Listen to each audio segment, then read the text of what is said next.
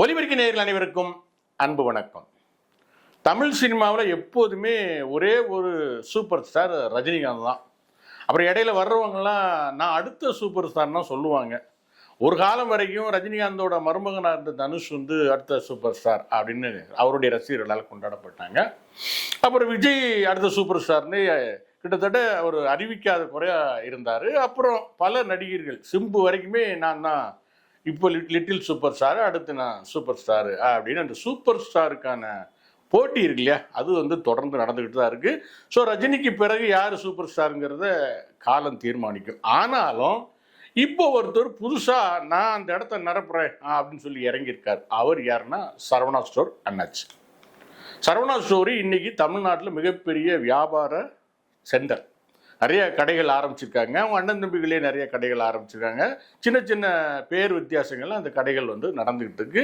நல்ல சிறப்பான முறையிலே அந்த கடைகள் நடந்துகிட்டு இருக்கு. அந்த கடையோட சிறப்பே என்னன்னா, நீங்கள் என்ன பட்ஜெட்டை கொண்டு போறீங்களோ அந்த பட்ஜெட்டுக்கு நீங்கள் அங்கே பொருள் எடுத்துகிட்டு வரலாம் அப்படிங்கிறது தான் அந்த கடையோட சிறப்பு. உங்களுக்கு 1000 ரூபா தான் இருக்குது, 1000 ரூபாய்க்கு பட்டு சேலை வாங்கணுமா வாங்கலாம், 1,00,000 பட்டு சேலை வாங்கணுமா வாங்கலாம், 25 ரூபாய்க்கு செருப்பு எடுக்கணுமா எடுக்கலாம். ஸோ இந்த வசதி, இந்த சலுகை, இந்த முறை தமிழ்நாட்டில் முதல்ல சரவணா ஸ்டோர் தான் அறிமுகப்படுத்தி பெரிய அளவில் அது பரவலாச்சு. குறைந்த விலையில் பொருட்கள் வாங்கணும்னா சரவணா ஸ்டோருக்கு போகணும் அப்படிங்கிற மாதிரி ஒரு இமேஜ், ஒரு உண்மை உருவாச்சு. பல அடுக்கு மாடிகள் கொண்ட அந்த கட்டடத்தில் சாதாரண டிஃபன்ல இருந்து சட்னி பனியன் வரைக்கும் எல்லாமே கிடைக்கிற மாதிரியான ஒரு வியாபார ஸ்தலத்தை அந்த சரவணா ஸ்டோர் நிறுவனம் கிளை விட்டு பரப்பியது. அந்த குடும்பத்திலேருந்து வேற யாரும் வேற எதுவும் தொழில் செய்கிறாங்களான்னு தெரியல. ஒருவேளை ஊரில் விவசாயம் அது மாதிரி இருக்கலாம், பண்ணை விவசாயம் அது மாதிரி பண்ணியிருக்கலாம், அது நமக்கு தெரியாது. அப்புறம் துணிக்கடையை ஆரம்பித்து அப்புறம் நகைக்கடை கொஞ்சம் ஆரம்பித்தாங்க. அது அந்த அளவுக்கு துணிக்கடை அளவுக்கு நகைக்கடை பாப்புலர் ஆகலைன்னா கூட ஏதோ நகைக்கடையை ஆரம்பித்து ஓடிட்டு இருக்கு. இந்த குடும்பத்திலேருந்து அடுத்து வரப்போகிறது யாருன்னா, சினிமாவுக்கு ஒரு குரூப் வரப்போதில்லை, ஒருத்தர் வரார். யார் வேணாலும் சினிமாவுக்கு வரலாம். யாருக்கு விருப்பம் இருக்கோ, யாரிடம் பணம் இருக்கோ, யாரிடம் திறமை இருக்கோ அவங்க சினிமாவுக்கு வரலாம். அதில் எந்த மாற்று கருத்தும் கிடையாது. அதனால சரவணா ஸ்டோர் அண்ணாச்சி சினிமாவுக்கு வர்றதுல நமக்கு எந்த மாற்று கருத்தும் இல்லை. அவர் வரக்கூடாதுன்னு நான் சொல்லலை. ஆனால் எப்படி வரணும்னா, அவருக்கு வாரிசுகள் யாராவது இருந்தால், மகனோ பேரனோ யாரோ இருந்தால் அவங்களுக்கு முறைப்படி சினிமா கற்றுக் கொடுத்து, நடிப்பு சொல்லி கொடுத்து, நடனம் சொல்லி கொடுத்து, ஏன்னா அவர்கிட்ட வசதி இருக்கிறதுனால. வசதி இல்லாதவங்க தான் படங்களை தூக்கிக்கிட்டு டைரக்டர் ப்ரொடியூசர்னு தேடி அலையணும். உங்களுக்கு அந்த சிரமம் இல்லை, பணம் இருக்குது, நீங்களே சொந்த படம் எடுக்கலாம். அப்படிங்கிறப்போ நீங்கள் உங்களுடைய வாரிசுகளை சினிமாவுக்கு கொண்டு வரலாம். ஆனால் சரவணா ஸ்டோர் சரவணன் அண்ணாச்சிக்கு இப்போ கிட்டத்தட்ட 60 வயதுக்கு மேலே அப்படின்னு சொல்கிறாங்க. அவருடைய உண்மையான தோற்றம் எப்படி இருக்கும்னு யாருக்கும் தெரியாது. தெரிந்து கொள்ள வேண்டிய அவசியமும் நமக்கு இல்லை. நம்ம சொல்கிறது என்னென்னா, 60 வயசுக்கு மேலே நீங்கள் சினிமாவுக்கு எதையுமே சாதிக்க போகிறது இல்லை. நீங்கள் பெரிய தொழிலதிபர், தொழில் நிறுவனம் நடத்திட்டு இருக்கீங்க. நீங்கள் சினிமாவுக்கு என்ன சினிமாவில் என்ன சாதிக்க முடியும்? ஒரே ஒரு விஷயம் சாதிக்கலாம். உங்களை பார்த்தா ஒரு சரவணா ஸ்டோர் அண்ணாச்சி அப்படின்னு நீங்கள் ரோட்டில் போனீங்கன்னா உங்களை யாருக்கும் அடையாளம் தெரியாது. யாரோ போகிறா, அவர் சரவணா ஸ்டோர் முதலாளி வா அப்படின்னா அப்படின்னு சொல்லி கேட்டு ஈஸியாக கடந்து போயிடுவாங்க.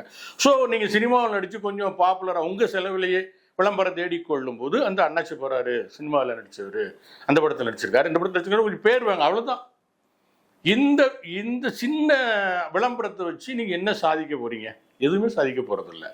ஆரம்பத்தில் உங்களுடைய கடை விளம்பரத்தில் நீங்கள் நடிச்சிங்க. ஜேடி ஜெரின்னு இயக்குனர், சினிமாவால் புறந்தள்ளப்பட்ட 2 பேர் ரெட்டையர், அவங்க தான் சரவணா ஸ்டோரோடைய அந்த விளம்பர படங்கள் எல்லாமே எடுத்தவங்க அவங்க தான் இவர் மூளையை கழுவி இவரை பிரெயின் வாஷ் பண்ணி, அண்ணாச்சி நீங்கள் நடிங்க அண்ணாச்சி, ரஜினிகாந்தே 70 வயசுக்கு மேலே நடிக்கிறார், கமலஹாசன் 70 வயசுக்கு மேலே நடிக்கிறார், நீங்கள் நடிக்கக்கூடாதா அப்படின்னு அவரை தூண்டி விட்டு முதல்ல லெஜண்ட் அப்படிங்கிற ஒரு படத்தில் நடித்தார்.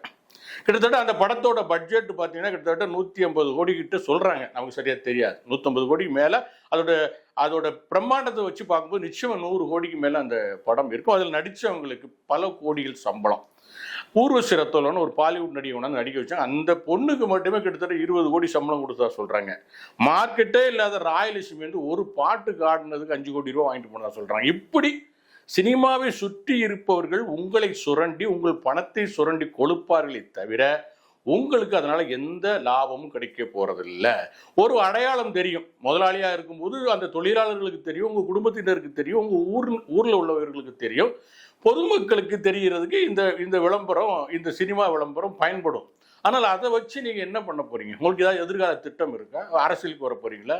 இல்லை ஒரு நாடார் சங்கத்துக்கு தலைவராக போகிறீங்களா? அப்படி எதுவும் திட்டம் இருந்தால் நீங்கள் அதை நேரடியாகவே செய்யலாம். சினிமாவுக்கு வந்து செய்யணும்னு அவசியம் இல்லை.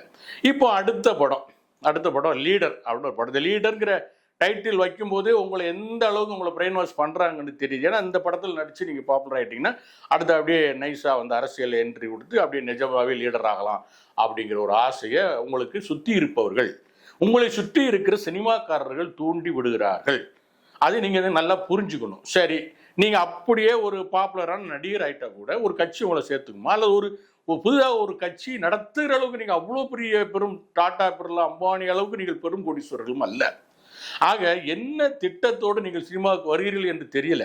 ஆனால் உங்களை சுற்றி ஒரு கூட்டம் கொன்று தின்னு கொழுக்குது அப்படிங்கிறத எந்த சந்தேகமும் இல்லை. லீடர் படத்தோட ட்ரைலர் ரிலீஸ் வந்து சமீபத்தில் கமலா தேட்டரில் நடந்தது.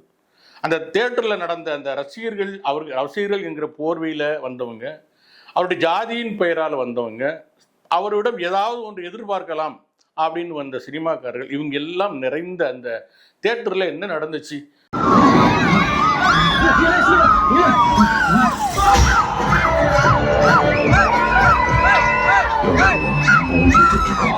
போலீஸ், கஸ்டம்ஸ், நேவி, ஆயுத கேங்ஸ்டர்.